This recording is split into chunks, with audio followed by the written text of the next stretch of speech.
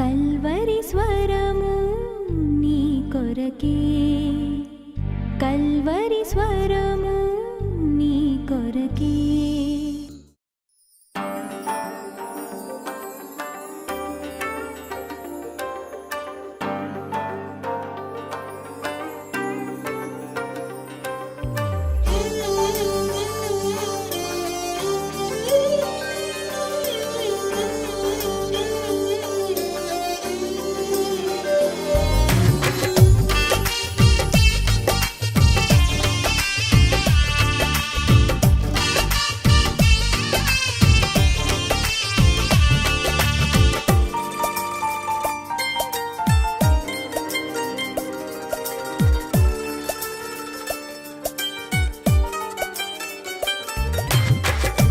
చిత్తము నాలో జరిగించుమో దేవా, పనికొచ్చే పాత్రగా నన్ను వాడుకో యేసయ్యా.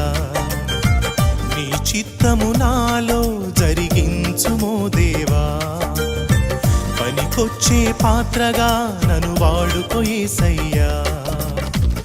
నీ కోసమేగా ఈ జీవితం, నీ సేవకేగా అది అంకితం. నీ కోసమేగా ఈ జీవితం, నీ సేవకేగా అది అంకితం. నీ చిత్తము నాలో జరిగించుమో దేవా, పనికొచ్చే పాత్రగా నన్ను వాడుకో యేసయ్యా.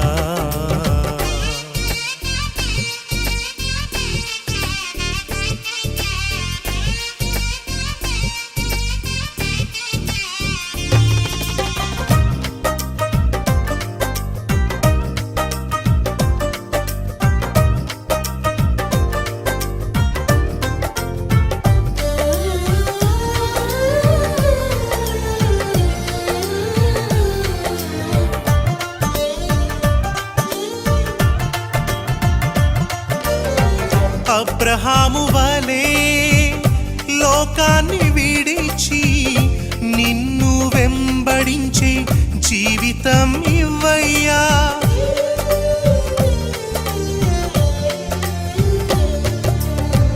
అబ్రహాము వలే లోకాన్ని విడిచి నిన్ను వెంబడించే జీవితం ఇవ్వయ్యా.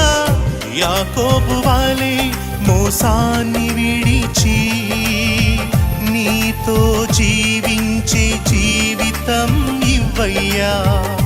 యాకోబు వలే మోసాన్ని విడిచి నీతో జీవించే జీవితం ఇవ్వయ్యా.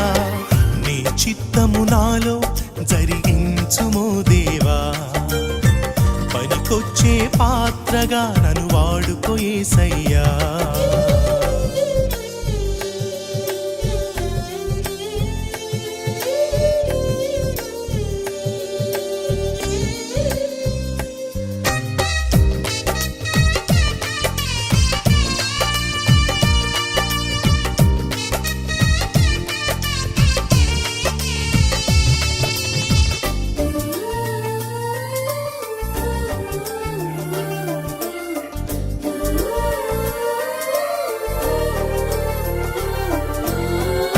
నయమాను వలే గర్వాన్ని విడిచి స్వస్థత నొందే బ్రతుకును ఇమ్మయ్యా.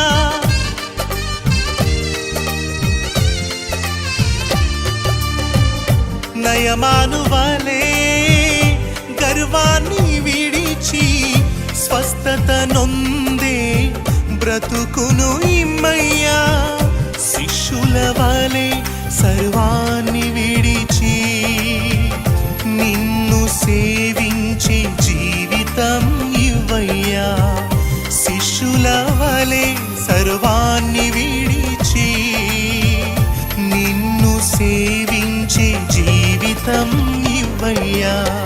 నీ చిత్తము నాలో జరిగించుమో దేవా, పనికొచ్చే పాత్రగా నన్ను వాడుకో యేసయ్యా. నీ చిత్తము నాలో జరిగించుమో దేవా. పనికొచ్చే పాత్రగా నన్ను వాడుకో యేసయ్యా. నీ కోసమేగా ఈ జీవితం, నీ సేవకేగా అది అంకితం. నీ కోసమేగా ఈ జీవితం, నీ సేవకేగా అది అంకితం.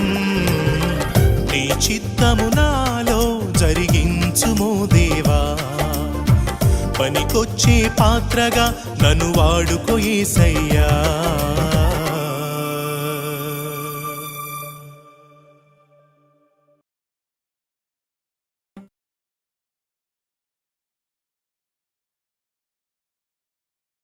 అపోస్తుల కార్యములు 8వ అధ్యాయము 4వ వచనం నుంచి త్వరగా చదివేస్తాను.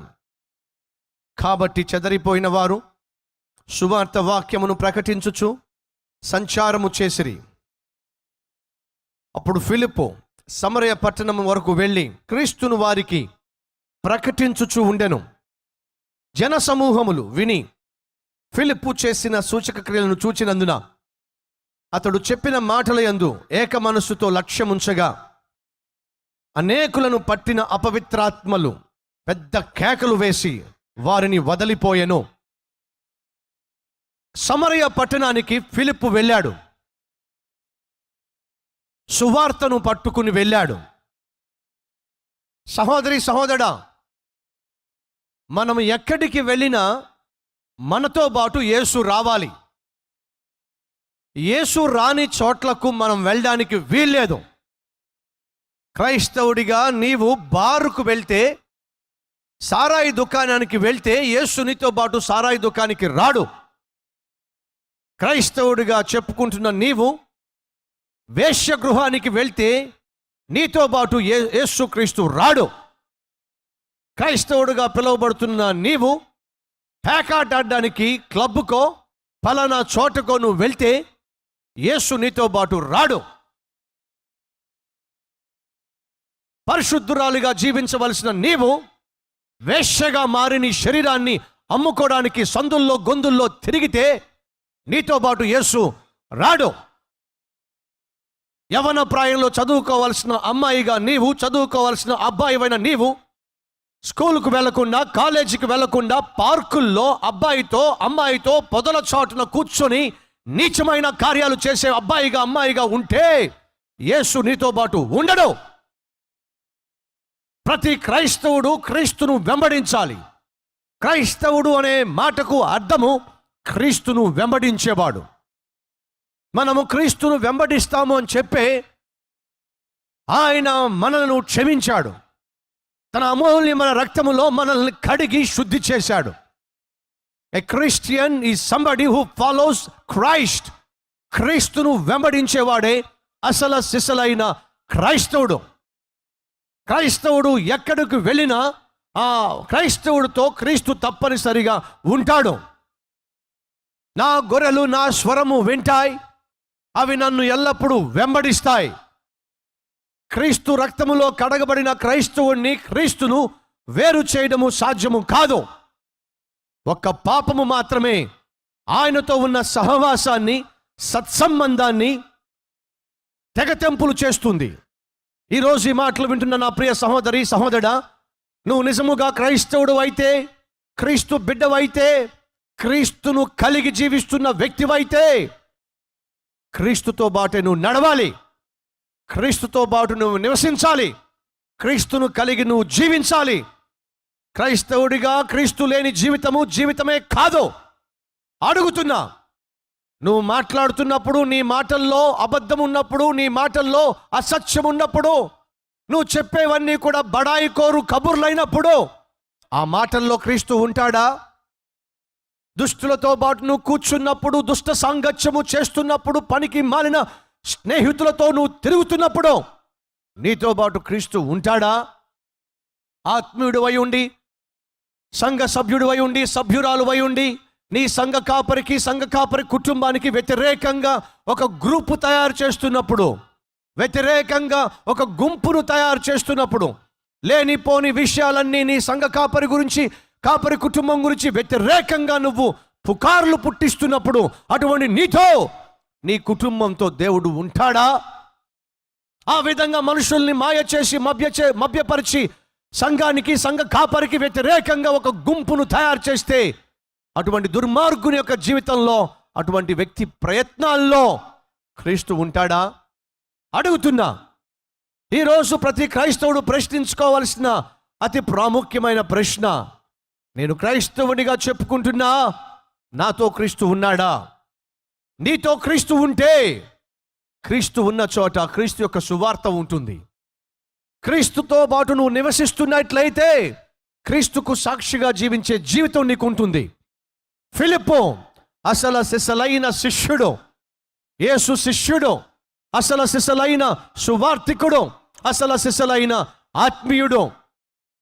ఆ ఫిలిప్పు తాను సమరయ పట్టణానికి వెళ్ళినప్పుడు తనతో పాటు సువార్త కూడా వెళ్ళింది, తనతో పాటు క్రీస్తు వార్త వెళ్ళింది, తనతో పాటు క్రీస్తు సమరయ పట్టణానికి వెళ్ళాడు. ఈరోజు ప్రభువు పేరట మనవి చేస్తున్నా, అలాగే హెచ్చరిక చేస్తున్నా. ఏమిటి? క్రీస్తు నీతో పాటు రాని చోటికి నువ్వు వెళ్ళడానికి వీల్లేదు. క్రీస్తు వినని విషయాలు నువ్వు చెప్పడానికి వీల్లేదు. క్రీస్తుకు అవమానం తెచ్చేటటువంటి జీవితాన్ని నువ్వు జీవించడానికి వీల్లేదు. నువ్వు నీతో పాటు క్రీస్తు ఉండాలంటే, క్రీస్తుతో పాటు నువ్వు ఉండాలంటే పరిశుద్ధమైన జీవితాన్ని నువ్వు జీవించాలి. నువ్వు ఎక్కడ నివసించినా, ఎక్కడ నడుస్తున్నా, ఎక్కడ పని చేస్తున్నా, ఎక్కడ వ్యాపారం చేస్తున్నా, ఎవరి మధ్య నువ్వు ఉద్యోగం చేస్తున్నా, క్రీస్తుకు సాక్షిగా జీవించాలి. క్రీస్తును గూర్చిన సువార్తను నువ్వు నీ క్రియల్లో పంచేవాడిగా ఉండాలి. ఇంగ్లాండ్ దేశంలో ఓ ట్రైన్ స్టేషన్ దగ్గర వచ్చి వెళ్ళే వాళ్ళ దగ్గర టికెట్లు కలెక్ట్ చేస్తూ ఒక టికెట్ కలెక్టర్ ఉండేవాడు. ఆ టికెట్ కలెక్టరు టికెట్ అడుగుతూ ఉంటే కొంతమంది కసురుకునేవాళ్ళు, కొంతమంది చిరాకు పడేవాళ్ళు, కొంతమంది వెకిలిగా నవ్వేవాళ్ళు, కొంతమంది ముఖం మీద టికెట్ కొట్టి వెళ్ళిపోయేవాళ్ళు. అయినప్పటికీ వారందరినీ కూడా సహిస్తూ, వాళ్ళందరినీ తట్టుకుంటూ, తన పని తాను చేసుకుంటూ ఉండేవాడు. అలా అందరూ చిరాకు పడుతూ, అందరూ కోపడుతూ, అందరూ అతన్ని ఏడిపిస్తూ, హేళన చేస్తూ, టికెట్లు ఇస్తూ వెళ్తున్నప్పుడు ఒక ఆత్మీయురాలు నెమ్మదిగా నడుచుకుంటూ చక్కని చిరునవ్వుతో ఆ టికెట్ను తీసుకుంటున్న వ్యక్తిని చూసి, అయ్యా బాగున్నావా అని చెప్పి పలకరించి అతని యోగక్షేమాలు తెలుసుకొని ఆమె వెళ్ళిపోయేది. ఆమె వచ్చేటప్పుడు గమనించేవాడు, వెళ్ళేటప్పుడు గమనించేవాడు. అరే, అందరూ చిరాకు పడేవాళ్ళు, కోపపడేవాళ్ళు, విసుక్కునేవాళ్ళు, కసురుకునేవాళ్ళు. కొంతమంది ముఖం మీద టికెట్ కొట్టి వెళ్ళిపోతూ ఉంటే, ఈమెమిటి ఎంతో చక్కగా చిరునవ్వుతో వస్తుంది, చిరునవ్వుతో పలకరిస్తుంది. నేనెవరినో బాగా తెలిసిన వాడిలా బాగున్నావయ్యా అని ప్రేమగా పలకరిస్తుంది. ఏమిటో అలా కొన్ని సంవత్సరాలు గడిచిపోయినాయి. ఒక 20 సంవత్సరాలు గడిచిపోయిన తర్వాత అదే ముదుసలి తల్లి ఒకరోజు ఇంగ్లాండ్ వీధుల్లో నడుస్తున్నప్పుడు ఒక వ్యక్తి ఆమెకు తారసపడ్డాడు. అమ్మా బాగున్నారా అని అడిగాడు. అయ్యా నేను బాగున్నాను, నిన్నెవరో గుర్తుపట్టలేదు, ఎవరో బాబు నువ్వు అని అంటే, నేనమ్మా 20 సంవత్సరాల క్రితము టికెట్ కలెక్టర్గా ఉండి టికెట్లు తీసుకునేవాడినే, అతనే నేను. గుర్తొచ్చింది, బాబు బాగున్నావా? అయ్యా బాగున్నావా? అమ్మా నేను చాలా బాగున్నాను, అప్పటికంటే ఇప్పుడు ఇంకా బాగున్నాను, ఇంకా సంతోషంగా ఉన్నాను. ఏమిటో అప్పటికంటే ఇప్పుడు ఇంకా సంతోషంగా ఉండడానికి, ఇంకా బాగుండడానికి ఏమిటి రహస్యం, ఏమిటి కారణం అని అడిగింది ఆ తల్లి. అప్పుడు అతను చెప్పింది ఏంటో తెలుసా? అమ్మా 20 సంవత్సరాల క్రితము నేను టికెట్ కలెక్టర్గా టికెట్లు స్వీకరిస్తున్నప్పుడు ఒక్కొక్కడు నన్ను కసురుకునేవాడు, విసుగ్గా మాట్లాడేవాడు, చెదరించేవాళ్ళు, టికెట్ ముఖం మీద కొట్టి వెళ్ళేవాళ్ళు, హేళన చేసేవాళ్ళు. వీళ్ళందరినీ తట్టుకొని, వీళ్ళందరినీ సహించి నా పని నేను చేస్తున్నప్పుడు మీరొక్కరే ప్రశాంతమైన వదనంతో ప్రశాంతమైనటువంటి మోముతో, సంతోషముతో కూడిన చిరునవ్వుతో మీరు ఆ మార్గంలో వెళ్తూ నన్ను పలకరించి, బాబు బాగున్నావా అని అడిగేవాళ్ళు. అలా నన్ను అడిగింది నా జీవిత సర్వీస్లో మీరొక్కరేనమ్మా. ఎవ్వరికీ లేని సంతోషం మీలో ఎందుకుంది? ఎవ్వరికీ లేనటువంటి ప్రశాంతత మీ ముఖంలో ఎందుకుంది? మీరు ఎందుకంత సమాధానంగా ఉంటున్నారు తెలుసుకోవాలి అని ఆశపడ్డానమ్మా. అలా ఆశపడినప్పుడు మీరు నడుచుకుంటూ వెళ్తున్నప్పుడు మీ చేతిలో ఇలా ఒక పుస్తకం ఉండేదమ్మా. ఏమిటో ఆ పుస్తకం అని చెప్పి నేను దగ్గరగా మీకు తెలియకుండా చూశానమ్మా. దాని మీద పరిశుద్ధ గ్రంథము అని రాసిందమ్మా. మీకు తెలియకుండానే నేను వెళ్ళి ఒక చోట పరిశుద్ధ గ్రంథాన్ని కొనుక్కున్నానమ్మా. ఆ పరిశుద్ధ గ్రంథాన్ని చదవటం మొదలు పెట్టానమ్మా. అలా చదవటం మొదలు పెట్టినప్పుడు మీ జీవితానికి, సంతోషానికి, మీ జీవితంలో ఉన్న సమాధానానికి, మీ జీవితంలో ఉన్న ఆనందానికి కారణమేమిటో ఈ పరిశుద్ధ గ్రంథంలో ఆ క్రీస్తును నేను కూడా కలుసుకున్నానమ్మా. ఆ క్రీస్తు ఇప్పుడు నా జీవితంలో సంతోషాన్ని, ఆనందాన్ని ఇచ్చాడమ్మా. మీ చిరునవ్వు నన్ను మార్చేసిందమ్మా. ఎవరు మార్చారట? ఒక తల్లి చిరునవ్వు, ఆత్మీయురాలి యొక్క చిరునవ్వు ఆ వ్యక్తిని మార్చేసింది. తాను వెళుతున్నప్పుడు తనతో పాటు ఎవరిని తీసుకెళ్ళింది? ప్రశాంతతను తీసుకెళ్ళింది. తనతో పాటు ఎవరిని తీసుకుని వెళ్ళింది?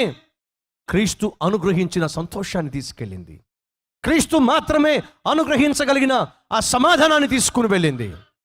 అది గమనించిన ఒక అన్యుడు ఈమెలో ఉన్న సమాధానానికి, ఈమెలో ఉన్న సంతోషానికి ఏమిటి కారణమో తాను కలిగి ఉన్న క్రీస్తు.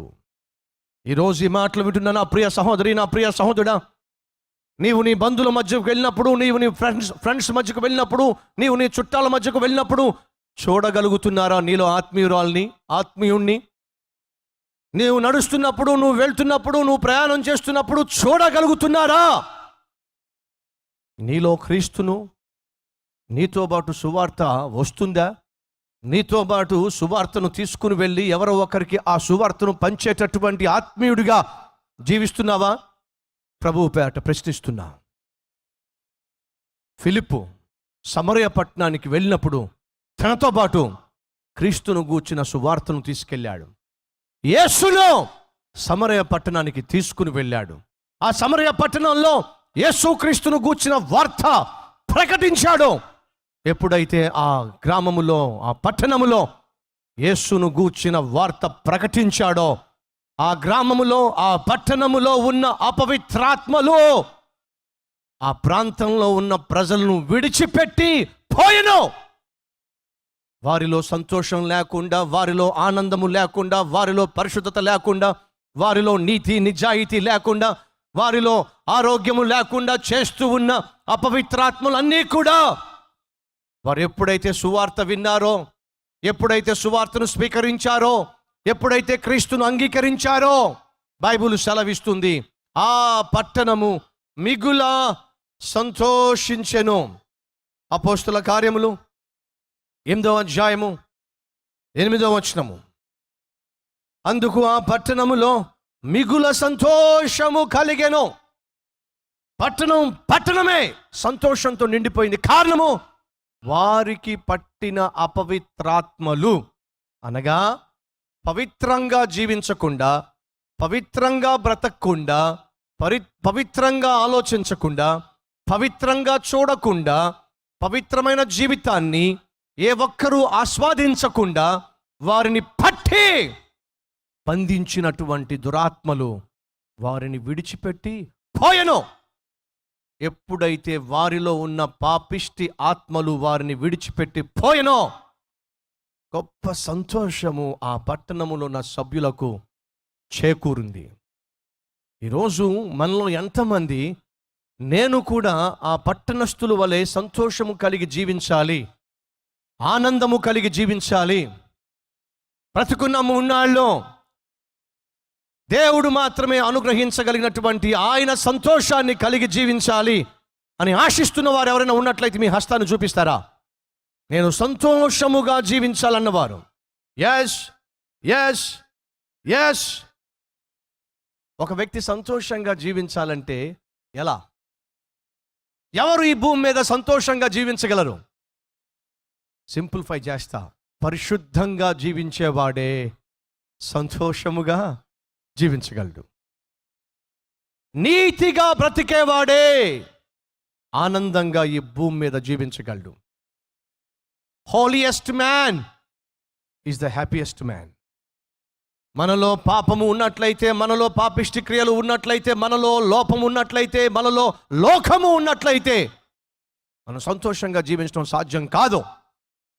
పాపము మనలో ఉన్న నెమ్మదిని, సమాధానాన్ని, ధైర్యాన్ని మనకు కాకుండా చేస్తుంది. ఈరోజు మనలో చాలామంది సంతోషం లేకుండా, ఆనందం లేకుండా అల్లాడిపోతున్నారు. కారణము పరిశుద్ధత లేదు కాబట్టే. ఒకానొక సమయంలో ఒక తల్లి ఇంటి ముందు తులసి మొక్క ఉంటే ఆ తులసి మొక్క చుట్టూ ప్రదక్షిణలు చేసి తాను తీసుకొచ్చిన వెండి చెంబు అక్కడే మర్చిపోయి లోపలికి వెళ్ళి తలుపేసేసుకుంది. అదే సమయంలో ఇంటి ముందు ఉన్నటువంటి ఒక పెద్ద మనిషి, 6 అడుగులు పైగా ఉన్నాడు, ఆజానబాహుడు, బయటకు వచ్చాడు. బయటకు వస్తే కళ్ళ ముందు వెండి చెంబు కనిపించింది. అటు ఇటు చూశాడు, నెమ్మదిగా వెళ్ళాడు. అటు ఇటు చూసి ఎవరు లేకపోయేసరికి వెండి చెంబు మీద చేయి వేశాడు. దాన్ని నెమ్మదిగా జేబులో పెట్టి తిరిగాడు. ఎప్పుడైతే నెమ్మదిగా జేబులో దాన్ని పెట్టి తిరిగాడో 6 సంవత్సరాల చిన్న పక్కింటి పాప ఇది కాస్త చూసింది. 6 సంవత్సరాల చిన్న పాప, పక్కింటి పాప నెమ్మదిగా ఈ అంకులు వెనకాలే వచ్చి ఏమీ ఎరగనట్టు నిలబడింది. చెంబు కొట్టేసి మన పెద్ద మనిషి తిరిగేసరికి ఆ చిన్న పాప కాస్త ఈ పెద్ద ఆయన్ను చూసి తప్పు కదూ అంది. ఏమంది? తప్పు కదా అంకుల్ అంది. అంతే. అంత పెద్ద మనిషి కాస్త మోకాల మీద పడి ఆ అమ్మాయిని పడి, ఎవరికి చెప్పకే, ఎవరికి చెప్పకే, ఎవరికి చెప్పకే, నీ చాక్లెట్ కావాలంటే చాక్లెట్ ఇస్తా, బిస్కెట్లు కావాలంటే బిస్కెట్లు ఇస్తా, నీకు ఏం కావాలంటే అది ఇస్తా, ఎవరికి చెప్పకే. 6 అడుగుల ఆజానబాహుడు 6 సంవత్సరాల చిన్న పిల్ల ఎదుట మోకాల మీద పడి భయపడి చస్తున్నాడు. కారణము వినండి, ఈ 6 అడుగుల పెద్ద మనిషిలో పాపం ఉంటే 6 సంవత్సరాల చిన్న పాపలో సత్యం ఉంది. ఎవరిలో సత్యం ఉంటుందో అసత్యముతో నిండిపోయిన వారిని ఆ సత్యము వణికించి వేస్తుంది. ఈరోజు ఈ మాటలు వింటున్న నా ప్రియ సహోదరి, నా ప్రియ సహోదరుడు, చిన్న పిల్లలో సత్యం ఉంది కాబట్టి ధైర్యంగా నిలబడింది. పెద్ద మనిషిలో దొంగతనం ఉంది, వణికి మోకాళ్ళ మీద పడ్డాడు, భయపడి చస్తున్నాడు. పిరికివాడిగా ఆ చిన్న పాప ముందు వణికిపోతున్నాడు. కారణము చేసిన తప్పు ఈ మనిషిని వంచేసింది. చేసిన పాపము ఈ మనిషిని బెదిరించేసింది. అందుకే చెప్తున్నా, పాపము ఒక వ్యక్తిని వంచి పడేస్తుంది. పాపము చేసేవాడు ఎంత తెలివైన వాడు కావచ్చు, ఎంత బలమైన వాడు కావచ్చు, ఎంత పరపతి గలవాడు కావచ్చు, ఎంత గొప్ప పదవి ఉన్నప్పటికీ పాపము ఆ వ్యక్తిని వంచి పడేస్తుంది, వణికించి పడేస్తుంది, నిద్ర పట్టకుండా చేస్తుంది. అంతేకాదు మనిషికి సుఖము సంతోషము లేకుండా చేస్తుంది. ఈరోజు ఈ మాటలు వింటున్న నా ప్రియ సహోదరుడు, నా ప్రియ సహోదరి, ఎంతకాలము సుఖము సంతోషము నెమ్మది ఆనందము లేకుండా దిక్కుమాలిన వాడిగా జీవిస్తావు?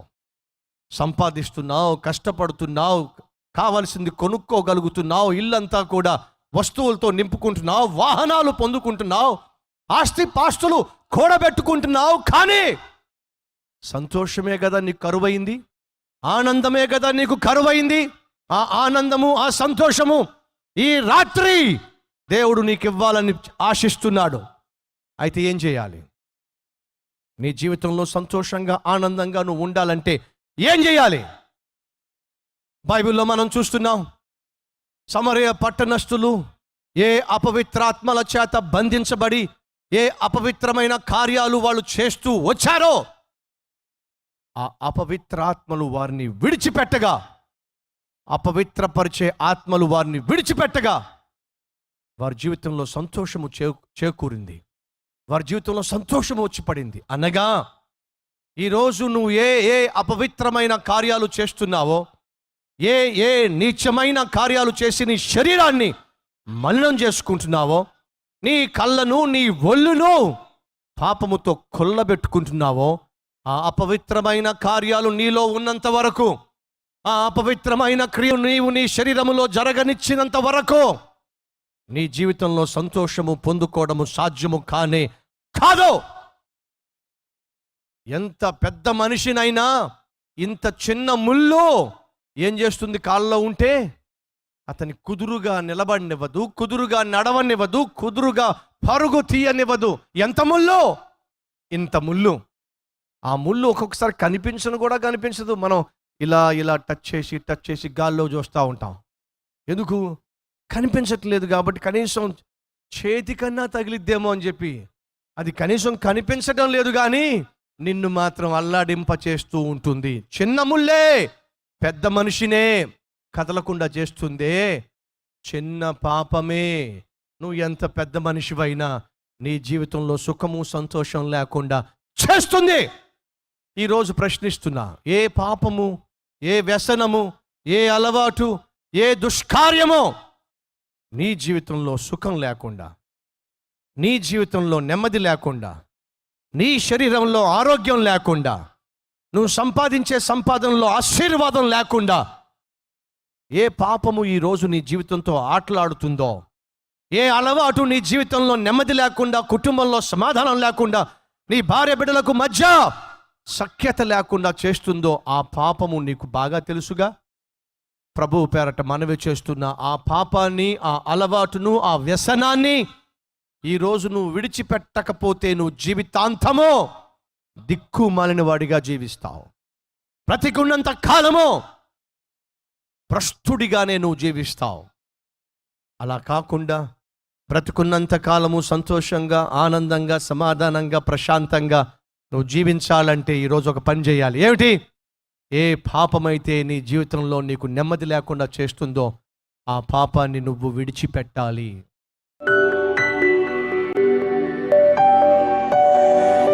పరిశుద్ధుడు అయిన తండ్రి, పేరుకు మాత్రమే క్రైస్తవుని బ్రతికేదంతా నటన జీవితమే. తప్పును తెలుసుకొని ఎందరైతే ప్రభు ఈ రాత్రి తన తప్పును ఒప్పుకుంటున్నారో, పశ్చాత్తాపడుతున్నారో, క్రీస్తును సొంత రక్షకునిగా అనగా నిన్ను సొంత రక్షకునిగా అంగీకరించడానికి తమ తప్పులు ఒప్పుకొని తమ రక్తహస్తాలు ఎత్తి చూపిస్తున్నారు. అయ్యా, అట్టి ప్రతి ఒక్కరిని దర్శించమని, హృదయ మార్పిడి జరిగించమని, మెత్తబడిన ఈ వాక్యము ప్రతి ఒక్కరి హృదయంలో ఫలించి పనిచేయులాగున, ఆ ఫలము నిలుచులాగున అట్టి కృప మాకు దయచేయమని యేసు దివ్యమైన నామములో ఈ ప్రార్థనలు సమర్పిస్తున్నాము తండ్రి. ఆమేన్.